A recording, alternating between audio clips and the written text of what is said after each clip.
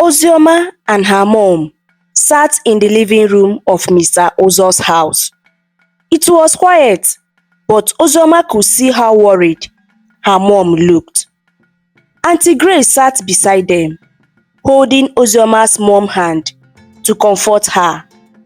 Mr. Uzo entered the room with two officers, Bala and Emmanuel. "We have made arrangements," he said. "You will all stay here for now.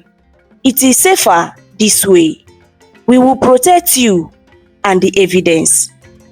"But what if they find us?" Ozioma asked, her voice shaking. "They won't," Officer Emmanuel assured her. "We will guide this house. No one will come near without us knowing." Officer Bala added, "We also have trusted officers watching your homes. If anyone tries anything, we will know." Ozioma's mom nodded, though her hands trembled. "I just want this nightmare to end," she whispered. "It will," Mr. Uzo said firmly, "and those responsible will face justice." Later that evening, as they sat down to eat, Officer Bala began to speak. "There is something you all need to know," he said. "The girl's parents have been searching for her for weeks. They reported her missing." Ozioma looked up. "Missing? For how long?" "For about 3 weeks," Officer Bala replied. "One day, her body was found beside the sea." Ozioma's mom gasped. "They found her body?" "Yes," Officer Emmanuel said. "She was dressed neatly, and they found a note in her pocket. The note made it look like she had taken her own life.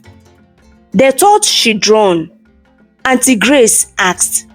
"Yes," Officer Bala replied. "Everyone believed it was suicide. So the case was closed." Her parents were heartbroken. Ozioma shook her head. "But that's not what happened." "No," Mr. Uzo said.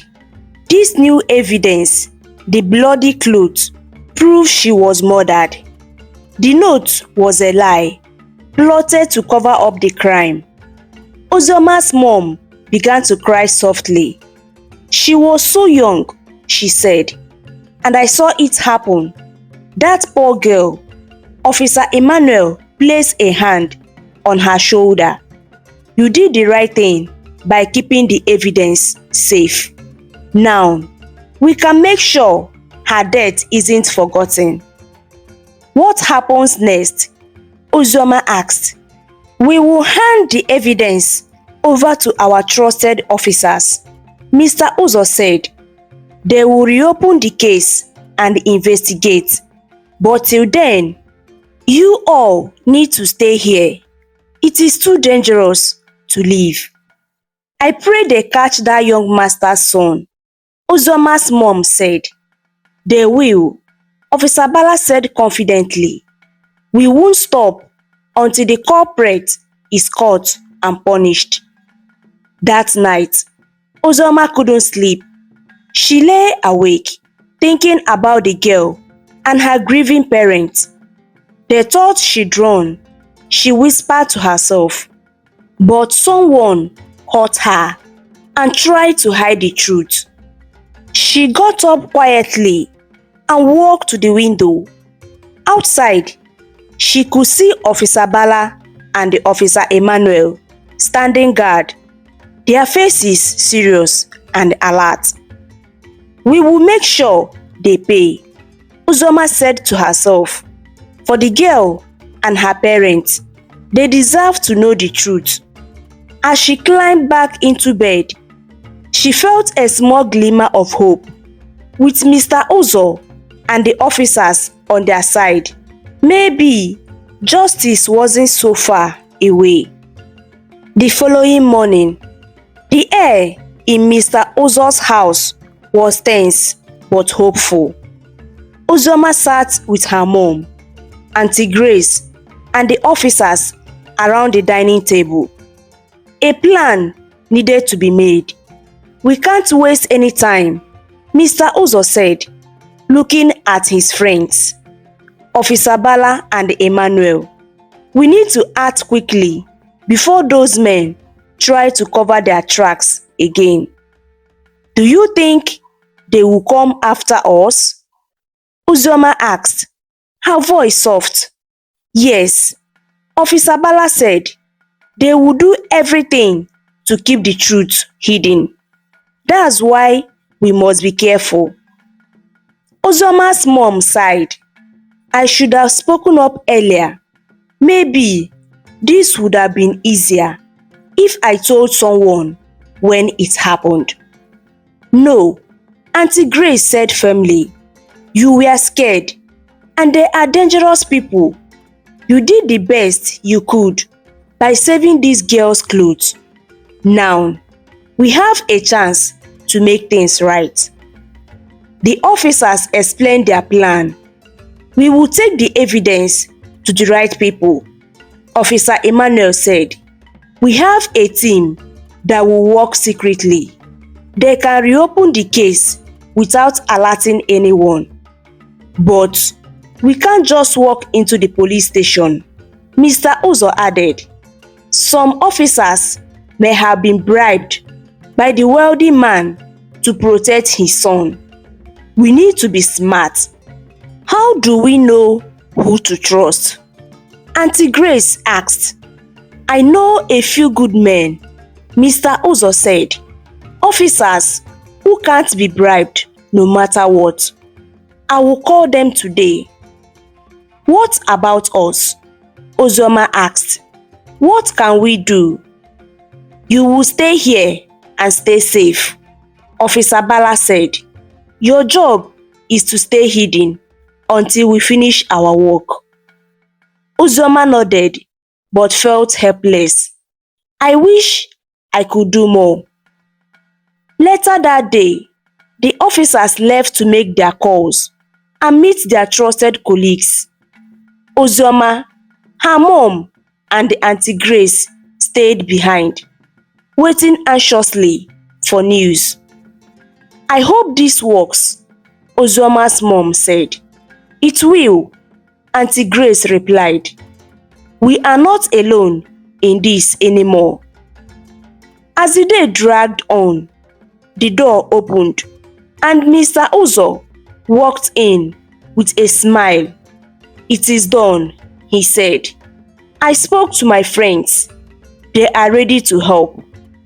We will deliver this evidence to them tonight." "Tonight?" Uzoma asked. "Yes," he said. "The sooner, the better." When night fell, everyone sat together, going over the plan one last time. Mr. Uzo handed Uzoma's mom a cup of tea. "You have been through a lot," he said kindly, "but you have been brave. This will end soon." "I hope so," she replied. Suddenly, there was a knock at the door. Everyone froze. Who could that be? Uzoma whispered. Mr. Uzo motioned for silence. He walked through the door and peeked through the curtain. "It is just Officer Bala," he said, opening the door. Officer Bala entered quickly, his face serious. "They are moving fast," he said. "The wealthy man knows we have evidence. He's looking for all of you."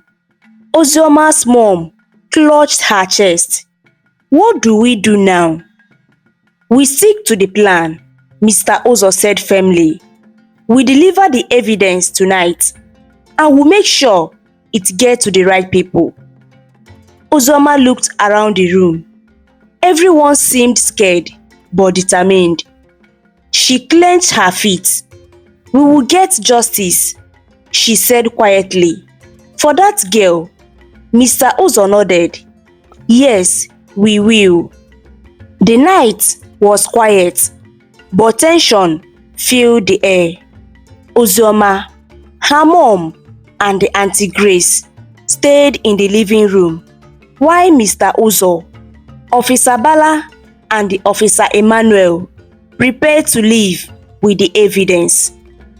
Stay inside, lock the doors, and don't open for anyone except us, Mr. Uzo instructed. We will be back soon. Ozioma hugged her mom tightly. Please be careful, she said. We will, Officer Bala assured her with a small smile. As the men stepped out of the house, the sound of their car starting made Ozioma's heart race. She turned to Auntie Grace. Do you think they will make it? Auntie Grace sighed. I pray they do. We have come too far for this to fail. Hours passed and Ozioma tried to stay awake, but her eyes grew heavy. She dozed off on the couch, only to wake up suddenly to a loud banging on the door. Her mom jumped up. Who is that? Open the door, a voice shouted. It wasn't Mr. Uzo or the officers. Auntie Grace rushed to peek through the window and gasped. It is them, she whispered. The men who are after us. Ozioma's mom grabbed her hand. We need to hide. They hurried to the back room, locking the door behind them. The banging grew louder, and Ozioma could hear the men shouting outside. Where is she? Where is the evidence? One of them yelled. Ozioma's heart pounded. What do we do now? She whispered. Auntie Grace looked around the small room and spotted an old trap door on the floor. We can hide here, she said, lifting it. It led to a tiny storage space below the house. They climbed down, shutting the trap door just as the front door burst open. Ozioma covered her mouth to keep from making a sound. The men stormed through the house, searching every room. She is not here, one of them shouted. Check everywhere, another ordered. Ozioma's mom held her close, whispering, stay quiet no matter what. Minutes felt like hours as the men tore through the house. Then, suddenly, one of them stopped. Wait, he said. They might have gone with the evidence. Let's check the roads. The group quietly left, slamming the door behind them. Ozioma let out a shaky breath. Are they gone? Auntie Grace nodded for now. They climbed out from the storage space, and Ozioma's mom immediately called Mr. Uzo on the phone. We were attacked, she said, her voice trembling. They are looking for us. We will be there soon, Mr. Uzo replied. Stay where you are. Minutes later, the officers returned, looking worried. We didn't expect them to come so soon, Officer Emmanuel said, but we delivered the evidence safely. That's good, Ozioma's mom said, but they know we are involved. They won't stop. They won't have to, Mr. Uzo said with a grim expression. But things might get more dangerous now. We will make sure the law protects you all. Ozioma looked at her mom and Auntie Grace. They were scared, but their faces burned with determination. We will stay strong, she said, and we will see this through. Mr. Uzo assured them. Justice will prevail. They are coming for us again, Auntie Grace whispered. Her eyes wide with fear. That night wasn't as quiet as before. Shadows danced outside the windows, and Ozoma's heart raced. Mr. Ozo and his trusted officers were on a high alert, planning their next move. "We can't stay here," Mr. Ozo said firmly. "They are getting desperate and will do anything to silence us." "But where do we go?" Ozoma's mom asked, clutching her tightly. "There is a safe house," Officer Bala replied. "Only a few of us know about it. They won't find you there." Ayo and Eniola, who had been with Ozioma and her mom the whole time, listened closely. "We will stay with you," Ayo said, her voice strong. "We won't let you face this alone." Eniola added, his eyes filled with determination. The group quietly packed a few essentials. Ozioma and Auntie Grace stayed close as the officers led them to the car. Ayo and Eniola were right behind them, their faces serious. The streets were eerily quiet, but it didn't feel safe. Halfway to the safe house, bright headlights suddenly appeared behind them. A black CUV sped towards their car. "They have found us," Officer Emmanuel shouted.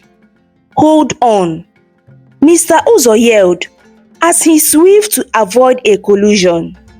The CUV tried to force them off the road. Ozoma held onto her mom, her heart pounding. "What is happening?" she cried. "They want us to stop," Auntie Grace said, her voice trembling. "But we can't." Mr. Uzo speed up, but the CUV didn't back down. Officer Bala rolled down the window, aiming his gun at the tires of the pursuing car. "Careful," Mr. Uzo warned as the CUV swerved. A loud bang echoed as Officer Bala fired. The bullet hit one of the tires, causing the CUV to skid off the road. "They are out of the way for now," Officer Emmanuel said, but his voice was tense. "They will be back." Ayo and Eniola looked at each other, worry in their eyes.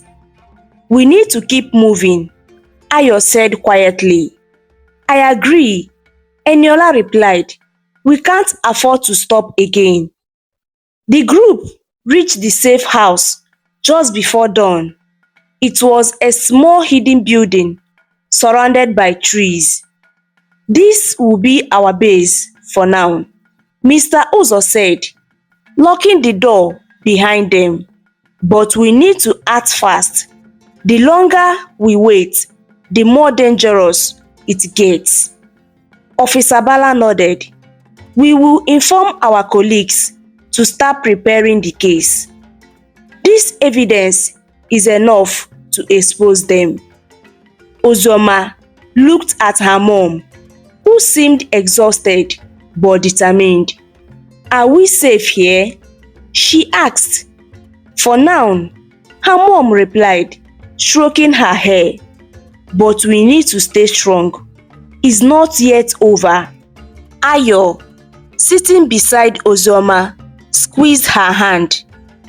"We are with you all the way, Ozioma," Eniola added. "They won't win, not if we fight together." As the sun rose, Ozioma sat by the window, watching the light creep through the trees. She knew they were far from the end, but for the first time in days, she felt a small glimmer of hope. "We will make it," she whispered to herself. "We have to." The safe house had been quiet for hours. Ozioma, Her mom, Auntie Grace, Ayo, and Eniola sat together, trying to calm their nerves. Mr. Uzo sat near the door, watching for any signs of danger. He had never been this careful in his life. Suddenly, his phone rang. It was an officer with a higher rank. "Mr. Uzo, we have a problem," the officer said urgently. "They came for the evidence. They shot one of our men because they were looking for the clothes. But thankfully, the officer who held it hid it in a way only him knows. He was not home when they searched his house." Mr. Uzo's heart skipped a beat. What happened to the officer? "He is fine, but he wanted me to tell you something," the officer continued. "He said one of your men, Officer Bala, is working with them. He's been bribed. You need to be careful, sir." Mr. Uzo was shocked. He had trusted Officer Bala, but now he wasn't so sure. "Thank you," Mr. Uzo said, his voice cold. "I will handle this." The officer ended the call, and Mr. Uzo stood up. He turned to Officer Bala and Officer Emmanuel, who were waiting by the door. "Go and buy some food for us," he said quickly. "I will stay here and make sure everything is safe." Bala and Emmanuel nodded and left without asking questions. As soon as they were gone, Mr. Uzo sat down with Ozioma and the others. He had to tell them everything. "Listen carefully," he began. "I don't trust anyone right now. One of the officers is working with the bad men. It might be Officer Bala. I can't trust anyone until I found out for sure. I am taking you all to another safe place." Ozoma's heart raced. What if the men find us there? "We will be safe," Mr. Uzo said. "I know this place very well. They won't find us there." He quickly packed their things and they left the safe house. When Officer Bala and Officer Emmanuel returned to the safe house, they were shocked to find it empty. "What is going on?" Bala asked, looking around. "They were here just a few minutes ago," Emmanuel said. "Where did they go?" Before they could think of an answer, a black CUV appeared out from nowhere, screeching to stop. The men inside got out and walked towards them. "Where are they?" one of the men demanded, glaring at Officer Bala. Bala swallowed hard. "I don't know," he said quickly. "They were here, but they are gone now." Officer Emmanuel's eyes widened. "Wait, are you working with them?" Before Bala could answer, one of the men raised a gun and aimed it at Officer Emmanuel. "Don't try to lie," the man growled. Bala looked at Emmanuel, fear in his eyes. "No, But the man didn't wait. He pulled the trigger. The sound of the gunshot echoed through the air, and Officer Emmanuel fell to the ground, lifeless. "No!" Bala shouted, rushing to his fallen colleague. But it was too late. The men looked at Officer Bala coldly. "You are next if you don't tell us everything." Bala swallowed hard, his face pale with fear. He knew there was no turning back now. The police reopened the case after getting the clothes Ozioma and her friends found.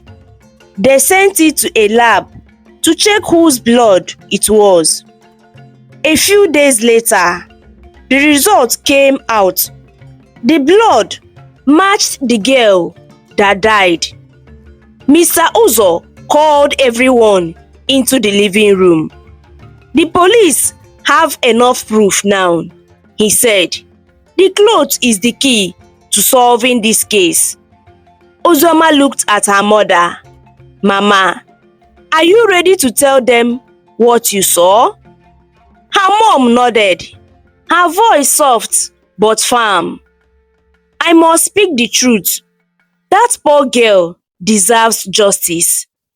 Later that day, the police got a warrant to arrest the young man. One of the officers, who was Mr. Uzo's trusted friend, called him. Mr. Uzo, the officer said on the phone, we have found the man. He is at the airport trying to run away. We are going there now. Be careful. Mr. Uzo replied, don't let him escape. At the airport, the young man was just about to board a plane when the police surrounded him. Where do you think you are going? One of the officers asked. The man tried to act innocent. I don't know what you are talking about, he said, sweating. But the police showed him the evidence. We know what you did. You are under arrest. Meanwhile, in court, Uzoma's mother was called to testify. She was nervous but determined. The lawyer asked her gently, can you tell the court what you saw? Uzoma's mom took a deep breath and said, I worked in the house as a caretaker. I cleaned, cooked, and looked after the home. One evening, I heard a loud scream. I went to check, and I saw the young man arguing with the girl. She was crying. Then, I saw him push her. She fell, and her voice broke, but she continued. She stopped moving.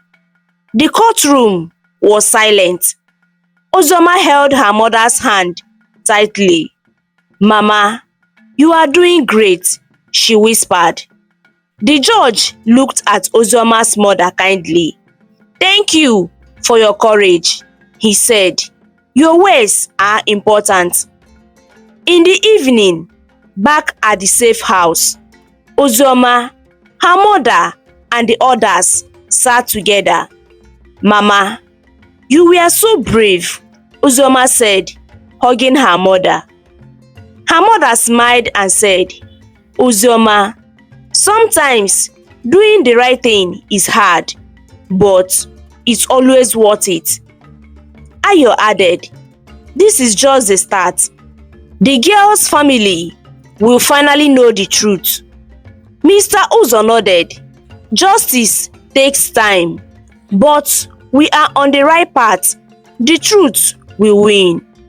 Though the deed had been done, they all felt a little lighter. Together, they were helping bring justice for the girl who could no longer speak for herself. When the case was finally over, the judge found the wealthy man's son guilty of murder, and he was sent to prison. Everyone felt relieved that justice had been served. One sunny afternoon, Uzoma, her mom, and Ayo were at home when they heard a knock on the door. Uzoma opened it and saw a tall man in a neat suit. He had kind eyes and a warm smile. Good afternoon, the man said. My name is Mr. Eze. I am the uncle of the late girl. Uzoma's mom stood quickly, her hands trembling. Oh, sir. Good afternoon, sir. I am so sorry for your loss. Mr. Eze nodded. Thank you. I know nothing can bring my niece back. But because of you and everyone who helped, we got justice. I came here to thank you properly." Uzoma looked surprised. "You came all the way here to see us?" "Of course," Mr. Eze said, smiling warmly. "You and your mom are heroes. Because of you, the truth came out." He turned to Ozoma's mom. "Ma, I have a gift for you. I bought you a new house. You and your family deserves a better place to live. Also, I want to set you up in any business of your choice. What do you think?" Ozoma's mom gasped, covering her mouth. "A new house and a business? Oh, sir, this is too much. How can I thank you enough?" "No need to thank me," Mr. Eze replied. "This is my way of showing gratitude." At that moment, the man who had called Ozoma to the old church walked in. Ozoma's mom introduced him. "This is Mr. Ibekwe, the gardener where I worked. He is the one who helped us when I couldn't come to you myself." Mr. Eze shook his hand firmly. "Mr. Ibekwe, thank you for your bravery. I want to reward you for your kindness. What can I do for you?" Mr. Ibekwe bowed slightly. "Sir, I only did what was right, but if you want to help me, I could need some money to start a small business." "Consider it done," Mr. Eze said with a smile. He then turned to Auntie Grace. "Madam Grace, you are also a brave woman. I know you helped protect Ozioma and her mom. I want to give you money to start a business. Please, use it to do something good for yourself." Auntie Grace smiled, her eyes filling with tears. "Thank you, sir. This is such a blessing." Finally, Mr. Eze addressed Ozioma and Ayo. "You two young ladies are so brave and smart. I own a big company and I want to offer you both jobs in my office. The salary is very good and I know you will do well." Ozoma's eyes widened. "A job? For me and Ayo? Really?" Ayo clapped her hands. "Thank you so much, sir. We will work very hard. We won't disappoint you." Mr. Eze laughed. "I know you won't." He also turned to Eniola. "Young man, your quick thinking and bravery made a big difference. I want to pay for your education or help you start any business of your choice." Eniola smiled broadly. "Thank you, sir.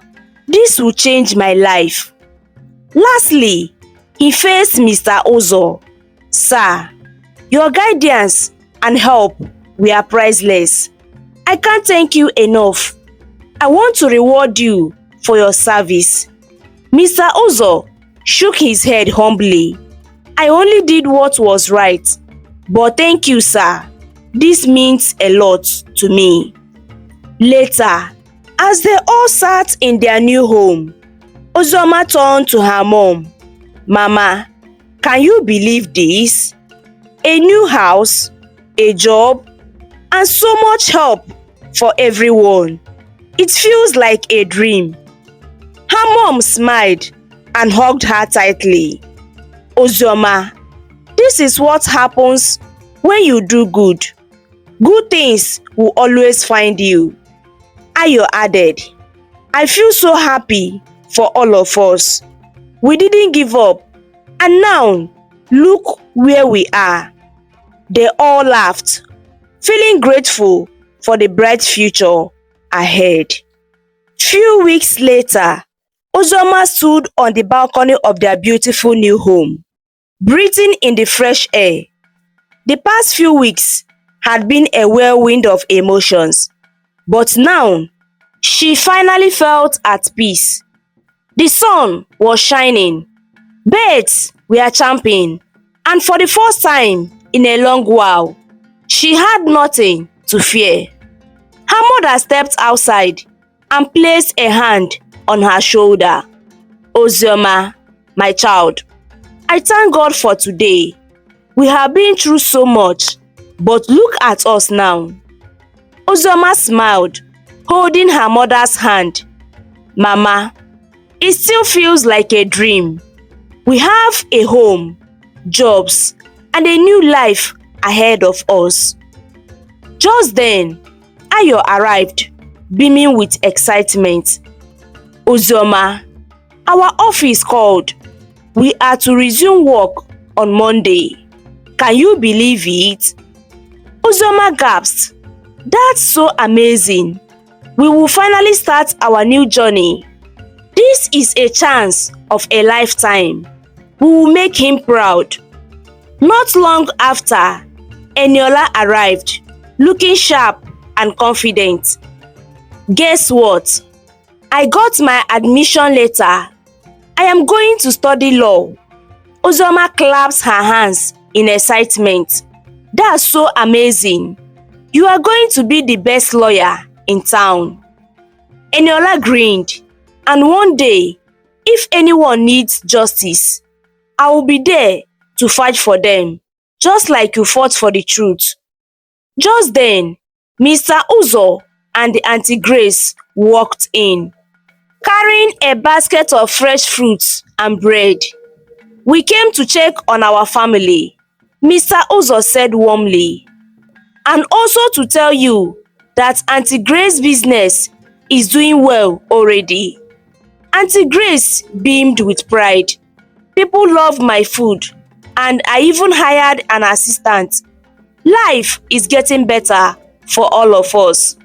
As the evening set in, Ozioma looked around at the people she loved. They had all come a long way, from struggle and pain to a life of hope and happiness. She turned to her mother. "Mama, you were right. When you do good, good things will always find you." Her mother held her hand. "Yes, my daughter, and as long as we continue to do what is right, our future will be bright." Ayo smiled. "This is just the beginning of all of us." As the night fell, they all laughed, shared stories, and looked forward for a brighter future. Their struggles had made them stronger, and now they were ready to embrace the happiness that life had finally brought their way. The story shows that truth and justice will always prevail, no matter how powerful or wealthy the wrongdoer may be. Ozioma and her mom faced great danger, but chose to stand up for what was right. Their bravery reminds us that we should never be afraid to fight for justice, even when the odds seemed against us. It also teaches us that doing the right thing may not be easy, but it can change lives and bring peace to those who suffer. Additionally, the story highlights the value of kindness and gratitude. Everyone who helped Ozioma and her mom was rewarded, showing that good deeds are noticed and appreciated. It also reminds us to support one another in tough times because together we can overcome challenges. This lesson encourages us to remain honest, courage, and compassionate in all we do. Thank you so much for watching. Your love and your support means everything to me.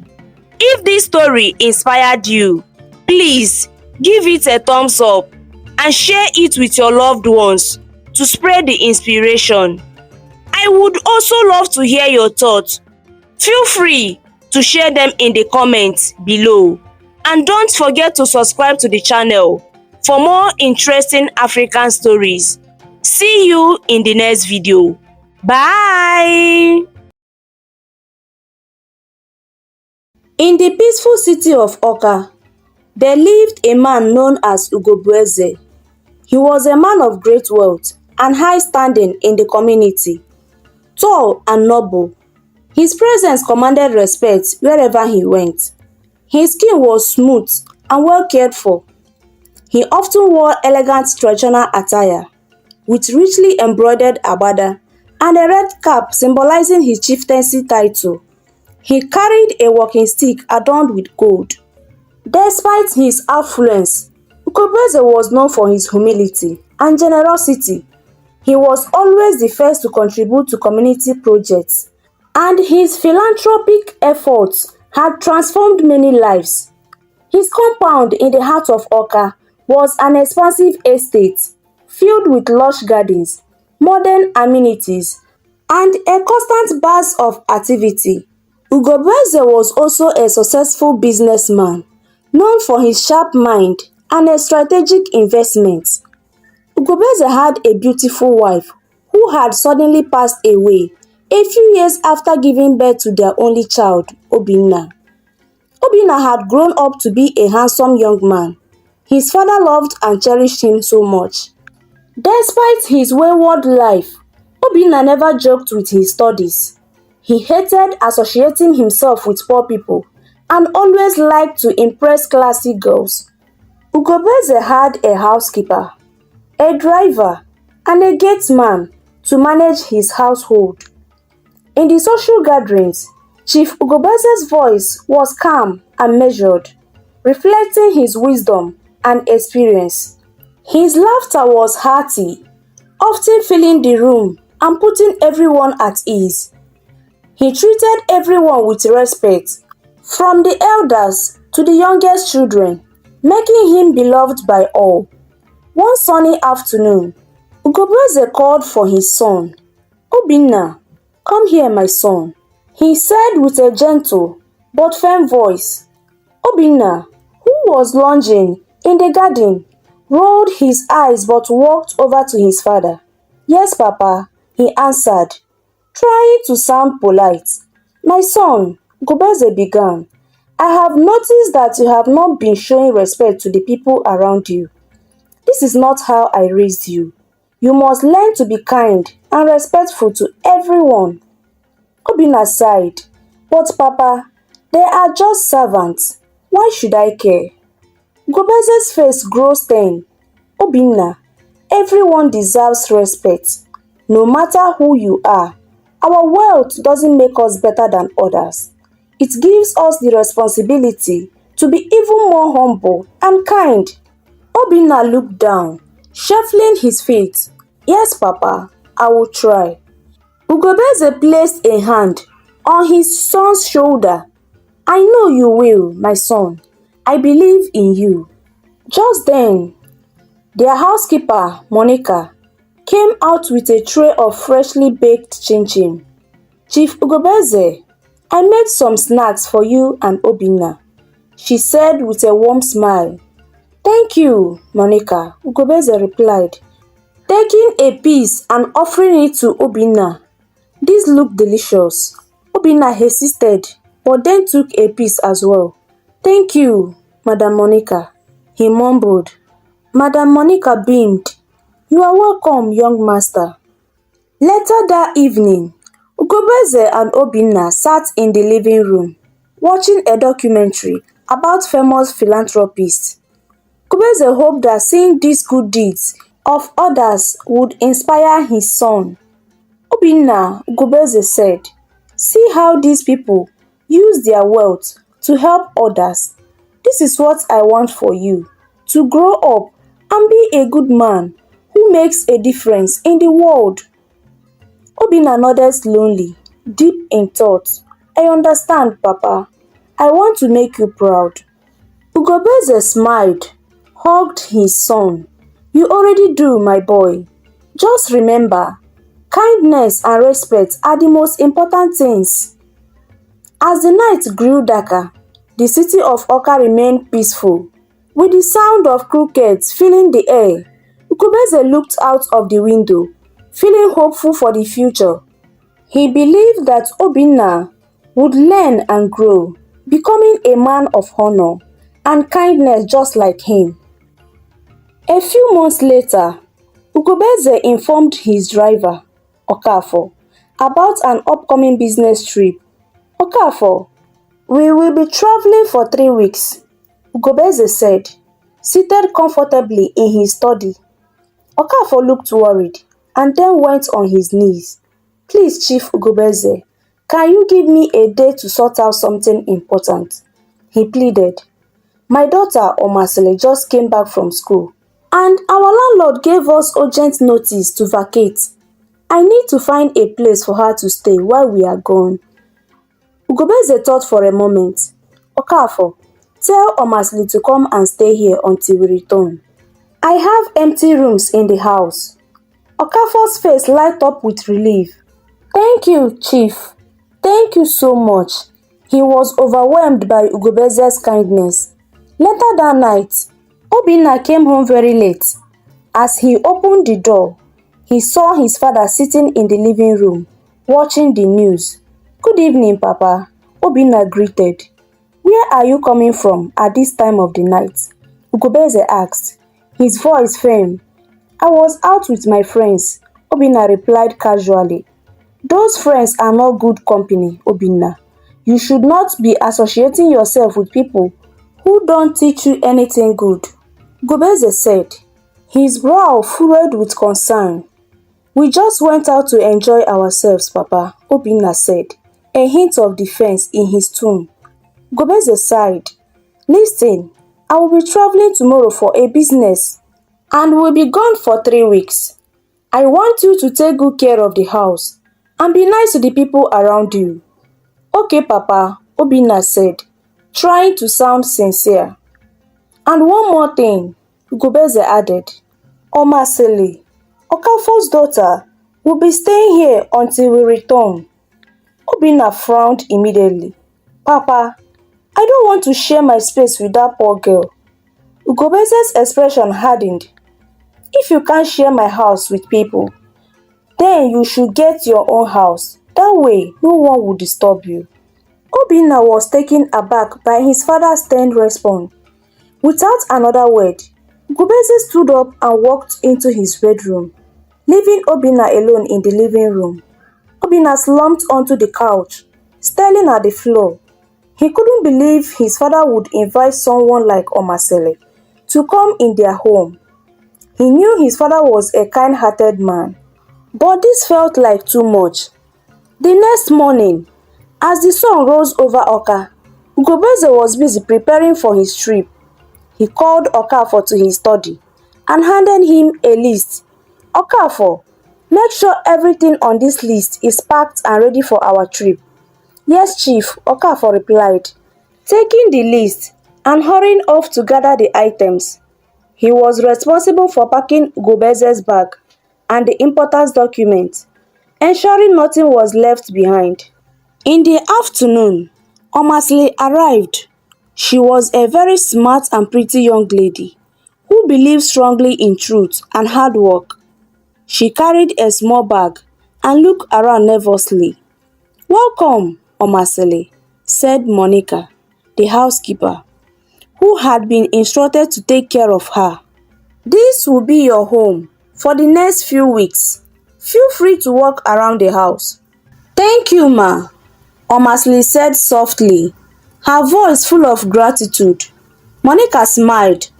Come, let me show you your room. As they walked through the house, Omasele marveled at the beautiful decorations and spacious rooms. Monica led her to a cozy guest room with a large bed and a window that overlooked the garden. This is your room, Omasele, Monica said. If you need anything, just ask. Omasele nodded. Thank you, ma. Meanwhile, Obinna was in his room, still fuming about the situation. He had Monica showing Omasele around and felt a surge of anger. Why does she have to stay here? He muttered to himself. As evening fell, Ugobeze prepared to leave. He found Obinna in the living room and placed a hand on his shoulder. Take care, my son. I trust you to look after everything while I'm gone. Yes, Papa, Obinna replied, trying to hide his frustration. And remember, Ugobeze added, be kind to Omasiri. She is our guest. With that, Ugobeze and Okafor left for their trip, leaving Obinna, Omasiri, Monica and the gate man in the house. Obinna still felt burdened by Omasili's presence. Obinna glanced at Omasili, who was sitting quietly in the corner of the living room. He sighed, knowing he had no choice but to tolerate her presence for the next 3 weeks. Obinna would have to navigate sharing his home with Omasili, and perhaps along the way, he would learn a thing or two about kindness and respect. The next day, Obinna started commanding Omasiri around, sending her on unnecessary errands. He used abusive words on her daily, calling her a wretched thing. He lived his normal life, going out with friends and coming back anytime he wished, since his father wasn't home to question him. Sometimes, he hosted his friends at his father's house and they did all sorts of rubbish there. Monica, the housekeeper, couldn't caution him in the absence of his father due to the kind of person Obinna was. He brought different classic girls home and commanded Omasili to serve them. Obinna didn't check on his father's business to see how well the staff were doing at his father's company. One afternoon, as Obinna drove into the compound, he called out, "You poor thing, come here. Open that boot and carry the bag to my room." When Omasili opened the boot, she saw a big trolley bag. She tried to carry it but couldn't because it was too heavy for her. "I can't carry this." "You are a man. You should carry it yourself. After all, it is your clothes that is inside," she told Obinna. Obinna snarled at her. "Do as I say, Omasili, or you will be sorry."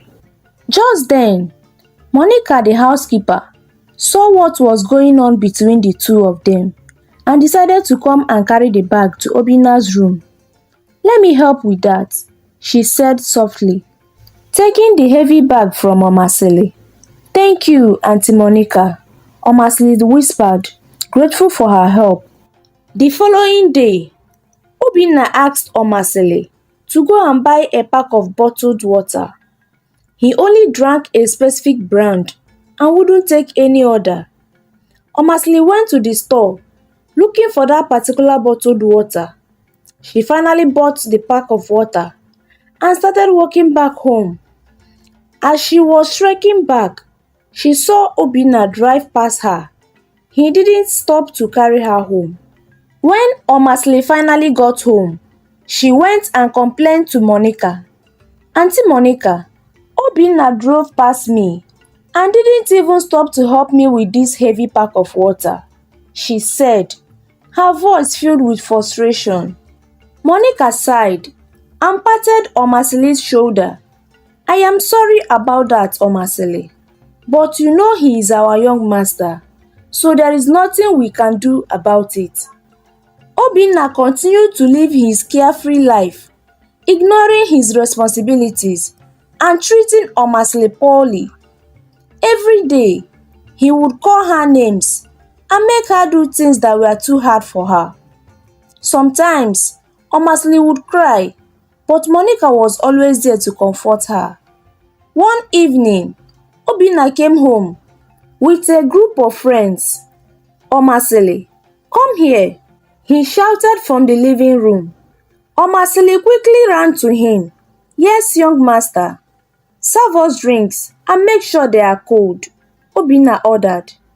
Omasili nodded and went to the kitchen to get the drinks. She felt sad and tired, but she knew she had to do what Obinna asked.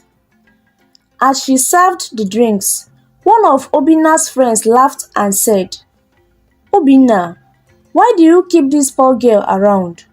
She looks like she's about to cry." Obinna smirked. "She is just a servant. She is here to do what I say."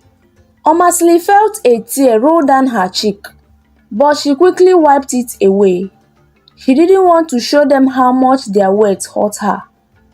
Later that night, Omasili sat in her small room, thinking about her life. She missed her father's presence and wished she could leave this place and find somewhere she could be treated kindly. But for now, she had to stay and do her best.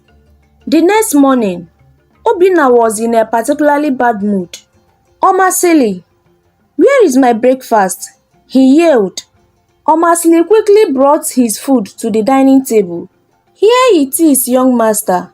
Obinna took one look at it and pushed the plate away. "This is rubbish. I don't want this. Make me something else." "But this is what you usually eat," Omasili said quietly. "I don't care. Make me something else now," Obinna shouted. Omasili went back to the kitchen, her hands shaking. She quickly made another dish and brought it out to Obinna. He tasted it and finally nodded. "This is better." Monica watched all of this from the corner of the room. She felt sorry for Omasili, but knew there was little she could do. Obinna was the young master, and they had to follow his orders. That afternoon, as Omasili was cleaning the living room, Obinna came in with another girl. "Omasili, clean this place up quickly. I have a guest," he commanded. Omasili nodded and walked as fast as she could. The girl sat on the couch, looking around the room. "You have a nice house," she said to Obinna. "Thanks," Obinna replied, glancing at Omasili. "Hurry up, wretched girl." Omasili finished cleaning and left the room. She sat in the kitchen, feeling exhausted. She knew she had to keep going, but every day was struggle. As the days went by, Omasili tried to stay strong. She did her best to do what Obinna asked, even though he was always mean to her. She found comfort in talking to Monica, who always had a kind word for her.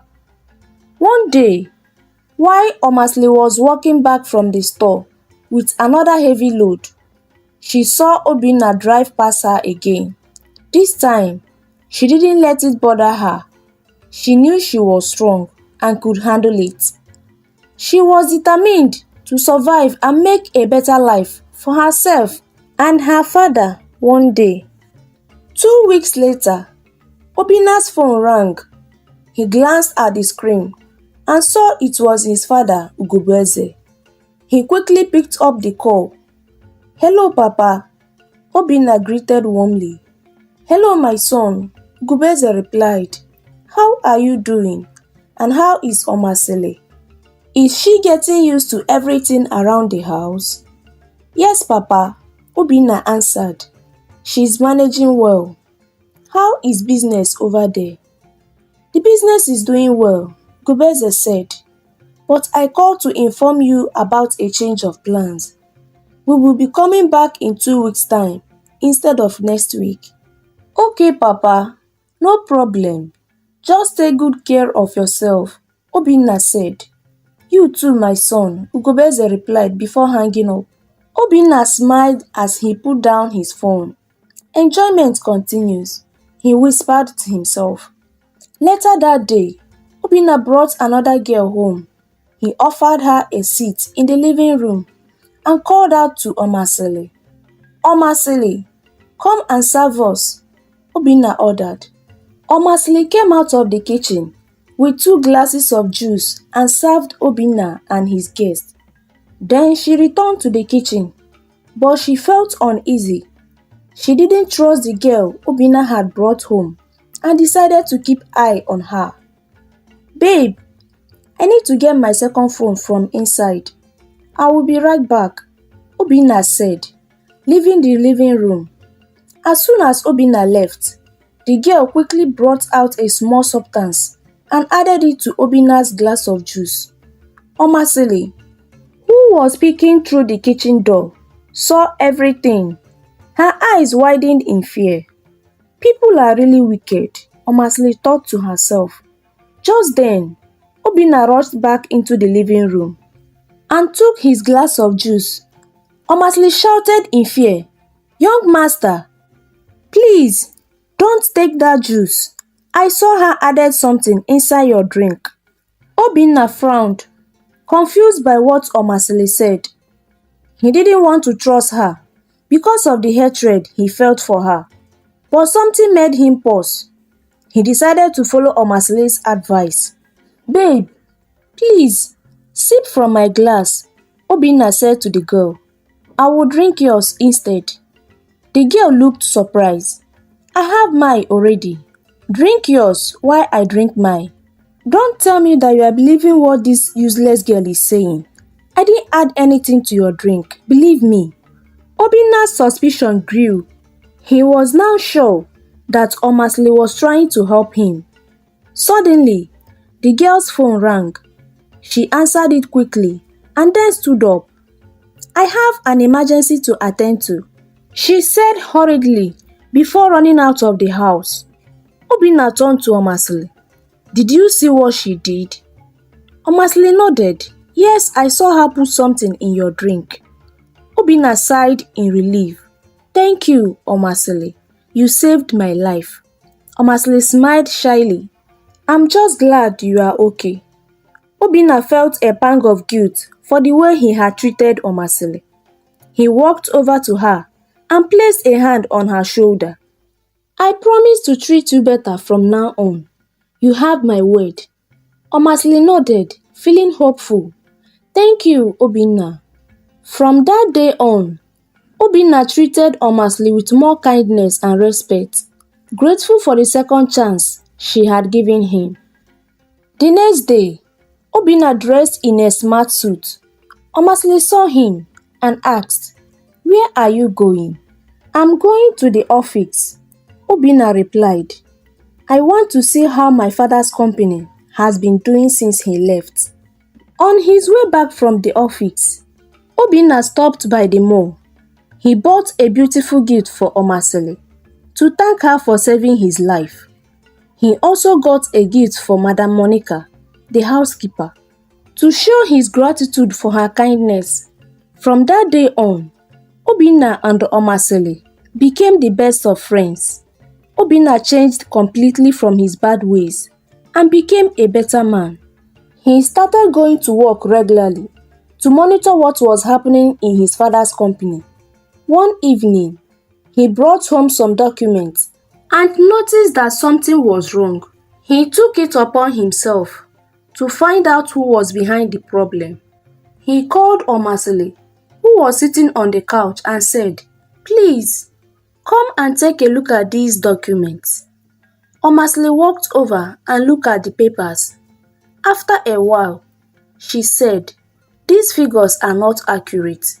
It means some people are taking the company's money and sending it to somewhere else. We must find out who is behind this." As time went on, Obinna and Omasili became very close. Obinna couldn't stay without Omasili by his side. He often bought gifts for Omasili to show his appreciation. Madam Monica noticed what was going between the two and was grateful to God for bringing Omasili into their lives. One day, Monica called Omasili to the kitchen. "What is going on between you and the young master?" she asked with a smile. Omasili replied, "Nothing is going on between us. Since the incident with the girl who wanted to poison him, he promised to be nice to me." Monica chuckled. "I know the whole story, but that's not the point. The young master is in love with you." "Love?" Omasili exclaimed. "Madam Monica, you are joking. Please, I was busy when you called me." She then left the kitchen. That night, as Omasli lay on her bed. She couldn't stop thinking about what Monica had said. She wondered, how could a man who once called me all sorts of abusive names fall in love with me? The next day, Obinna and Omasli continued working on the company's documents. They discovered more signs of fraud and were determined to find out who was responsible. Obinna was grateful to have Omasli's help and often thanked her for her support.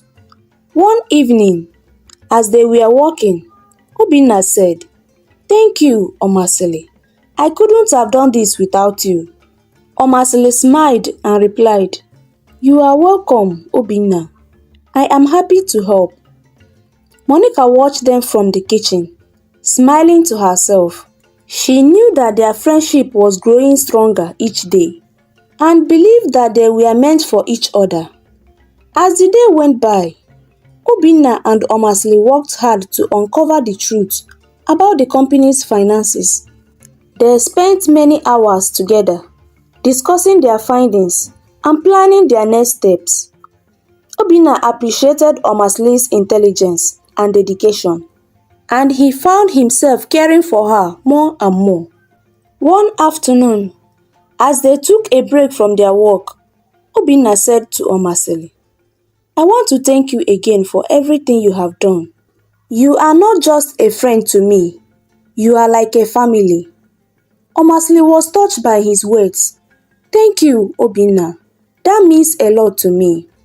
Monica, who was passing by, couldn't help but smile. She hoped that one day, Omasli and Obinna would realize their true feelings for each other. That night, Omasli lay in her bed, thinking about Obinna's words. She wondered if it is possible that he could really love her.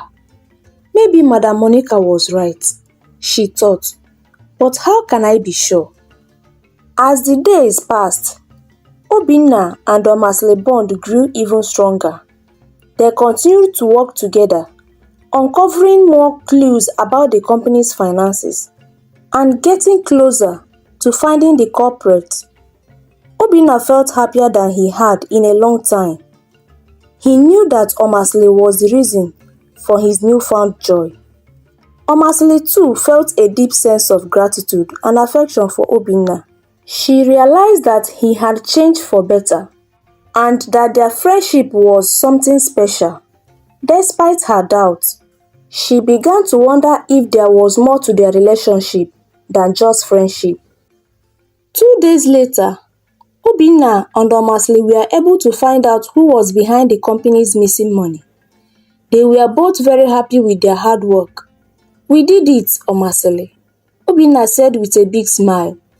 "Yes, we did," Omasli replied. "I knew we could figure it out together." The next day, Ugobeze returned home with Okafor. Everyone was so happy that Chief Ugobeze was finally back. Obinna hugged his father tightly. "Welcome back, Papa," he said. Omasli also embraced his father. "Welcome, Papa." "Welcome, Chief," she said, and everyone greeted them warmly. That night, as they all sat together, Obinna asked his father, "How was your journey, Papa?" "It was good, my son," Ugobeze replied. "How have you been? And how is everyone in the house?" "I'm good, Papa, as you can see," Obinna said. He then told his father everything that had happened, including how Omasli had saved his life. "Papa, if it wasn't for Omasli, I don't know what would have happened." Ugobeze looked at Omasli with gratitude. "Thank God for using Omasli to save my one and only child," he said.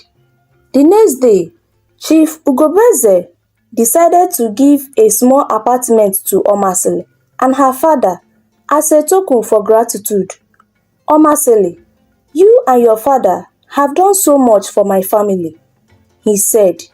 "I want to give you this apartment as a thank you." Omasli went on her knees to thank Chief Ugobeze. "Thank you, Chief, for your kindness toward my father and I." she said, tears of joy in her eyes.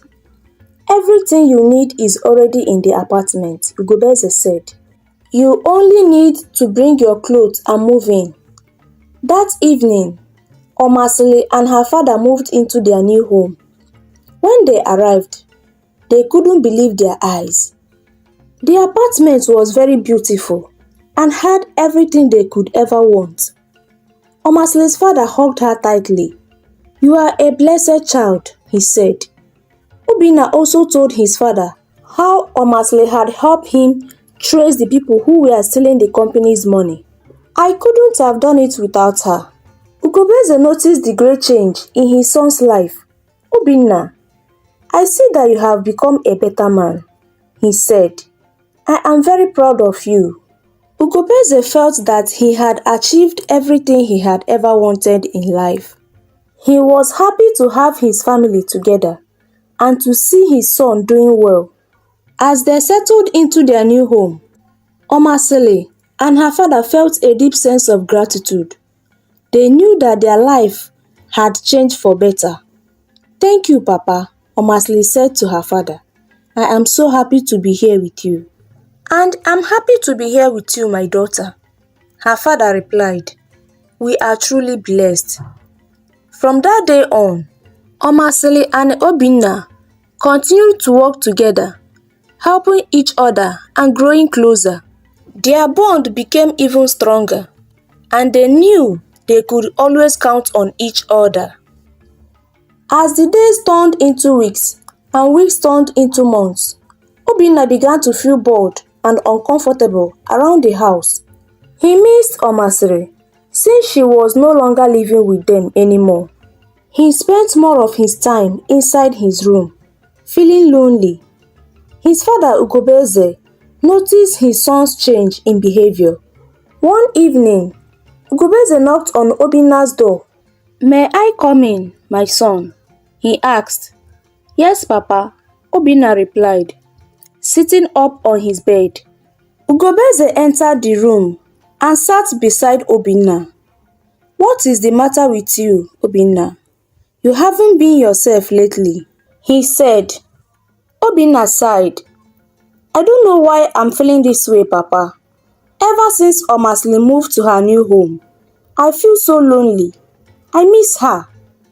Ugobeze smiled warmly. My son, you are in love, he said. If there is anything you need me to do for you, you can always count on me. He patted Obinna on the shoulder and then left the room. Obinna thought about his father's words. He knew he had to talk to Omasili about his feelings. The next day, he decided to reach out to her. He went to her new home and knocked on the door. Omasili opened the door and was surprised to see Obinna.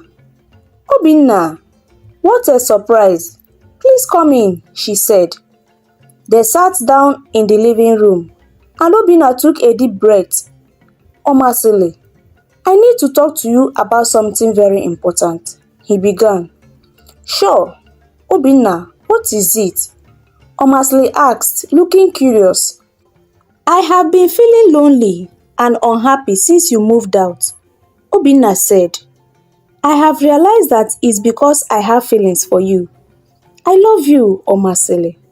I can't imagine my life without you. I wish we could build a family together. Omasili was taken aback by his confession. Obinna, I don't know what to say.